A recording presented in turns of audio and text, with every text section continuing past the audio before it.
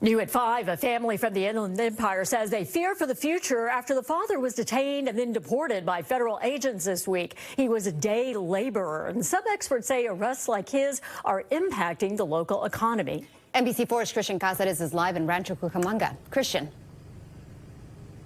That's right, guys. Today we spoke to a community volunteer who interacts with the day laborers here at this Home Depot parking lot. And she says many of them have stopped coming and looking for work over fear after many of them, she says, witnessed one of their own arrested earlier this week. Well, today we spoke to that man's family who tells us their world has been shattered. It's in pieces because the man who provided for them is no longer here.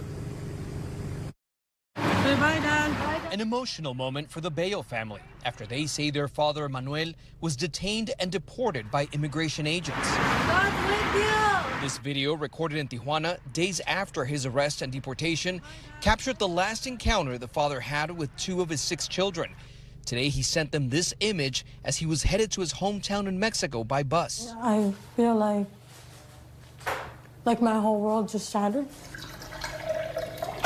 Inside the family home in Rialto, we spoke to Manuel's oldest daughter, Emily, who says they are numb from the pain of not having their father, but terrified about how they will survive. I work part-time, but it's just to pay off my car and to pay school. Undocumented immigrants alone contributed roughly $8.5 billion in taxes in 2022 in California to help pay for public services, many of which they can't even benefit from. Hannah Orbach-Mandel is with the California Budget and Policy Center and says the Bayo family is one of many in the state that are vital to the economy. She says between the month of May and June, when ICE enforcement increased, about 3% of people in the state didn't show up to work. As people are unfortunately deported and detained, that will obviously impact, their families and their ability to survive.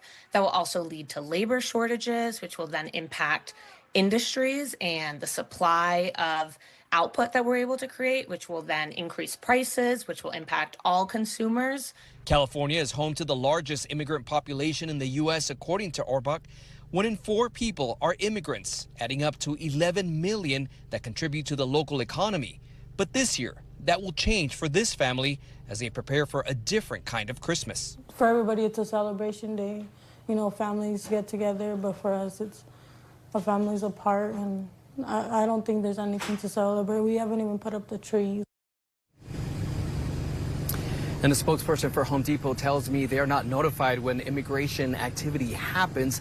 And the Department of Homeland Security did not respond to our request to learn more information about this incident. Now, as for the Bayo family, they tell me that even though all 6 kids have legal citizenship, they say that both of their parents, even though they've been here for 26 years in the country, obtaining legal citizenship was not an option.